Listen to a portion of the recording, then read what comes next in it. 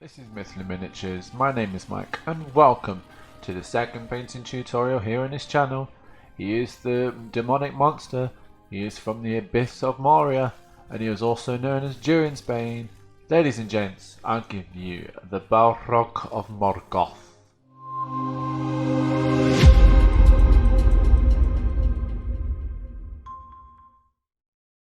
Today in this video I'm going to show you how to paint this guy. He is the Balrog of Morgoth. He was an agent of Sauron, and he was also in the Years of Ardor when he was one of the lieutenants of Melkor, I believe. Or, if I'm wrong, then he was one of the corrupt Mayors from the world of Ardor, I think, more or less.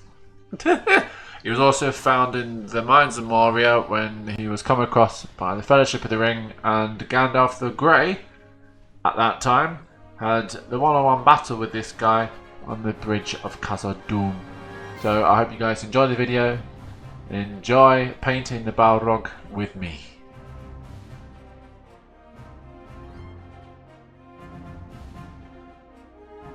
So we're going to start off by painting the flames all over the Balrog, or the cracks, also the sword or the whip if your Balrog comes with that, using a skeletal bone.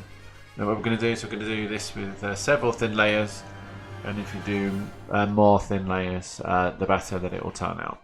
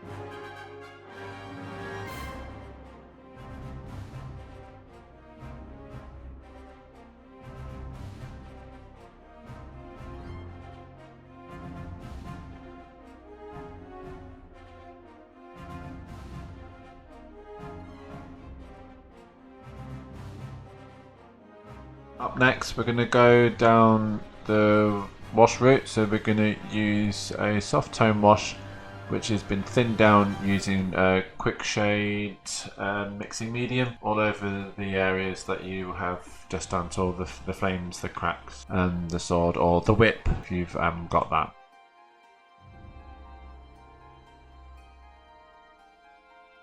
And then once this is dry, just go over the flames, the cracks in the shoulders, lava cracks as they're called, the sword or the whip, arms and the thighs of the Balrog with demonic yellow. And this shows the impression of, you guessed it, he is a fire demon.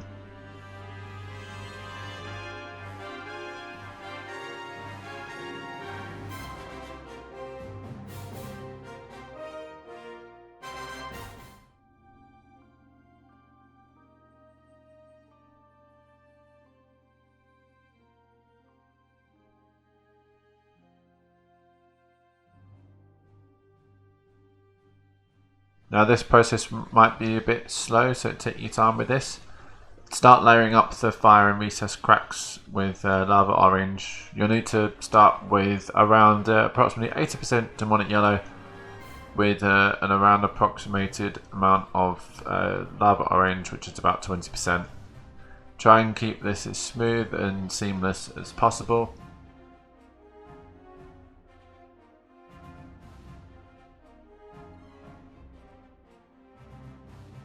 All you're doing is continue building the orangey tones now.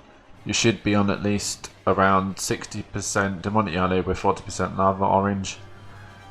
and try and replicate the natural behaviour of the fire, so on like the flames and everything. Keep the paints thinner so that you don't have blotchy blemishes on the Balrog on his shoulders, or that the flames and swords and everywhere else that he needs to be.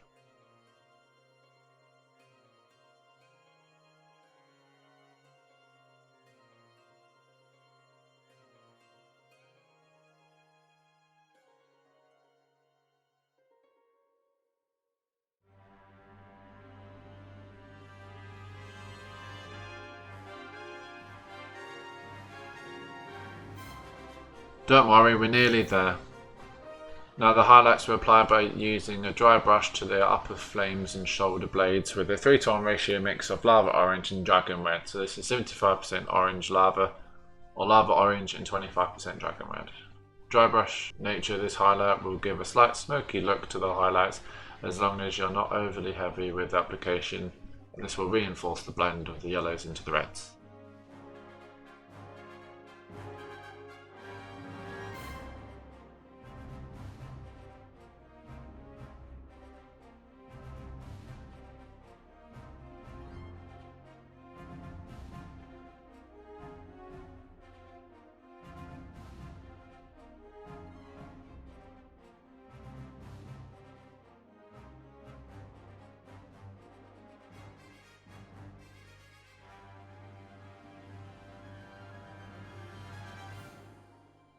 Now for the final dry brush layer highlight. This was added with a 4:1 ratio mix of dragon red and matte black, applied to the very tips of all the big and prominent flames.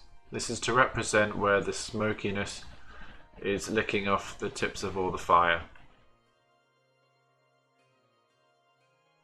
Now that this process is done, your flame and fire is now complete.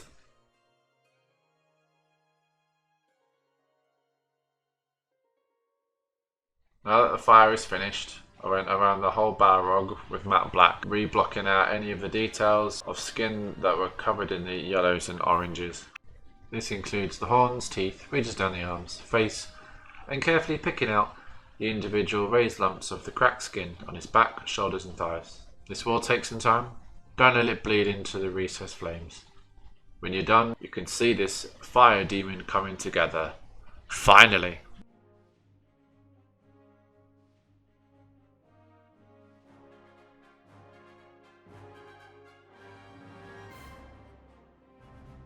Now we can go over the Balrog with a 3:1 ratio mix of matte black and dark stone. Again, don't let it clip onto the fire, but make sure every nook and cranny receives this layer. It includes the cracked skin, the legs, the underbelly, the tails and wings. Basically, the whole shebang. What we're doing here now is adding on a mid to heavy dry brush of the whole Balrog with a 1:1 ratio mix of matte black and dark stone. If you have a medium dry brush, use this instead of a large one.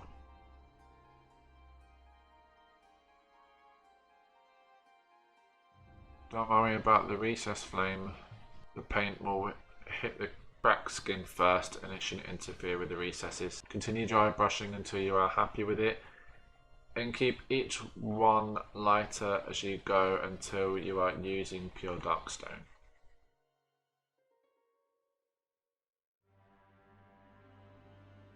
Use a larger dry brush if you have one to work further away from the main body of the flames.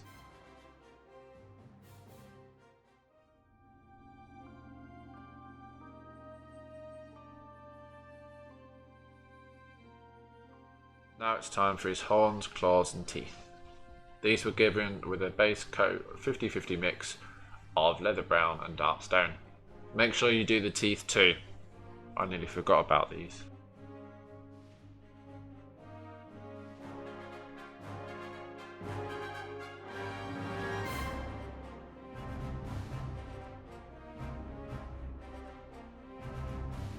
Once dry, a layer was added using tanned flesh into the previous mix. Here I'm segmenting all the individual plates of the horns, leaving the strong tone in the deepest recesses. The tanned flesh balances the tone of the leather brown and helps build the warmth over the face. Continue adding tan flesh in the mix from approximately 50-50 split and start creating some sharpness and frame each segment now. This includes the teeth, claws to reinforce the sharpness and ferocity. A highlight was then applied by adding some elven flesh into the mix at a rough 50-50 split layer mix to further push in the sharpness over the horns with a tight, controlled application. If you want, you can add a dot highlight to the corners of the horns and the tips to the teeth and claws using elven flesh.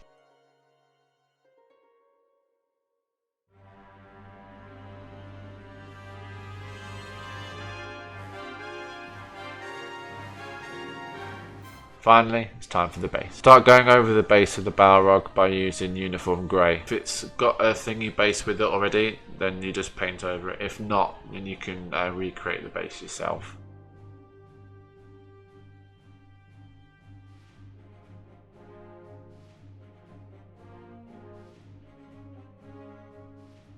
When this is dry, add a wash of dark tone so that it can work its way into the recesses, so like all around the stone and the shield and anywhere else where there's like gaps and things.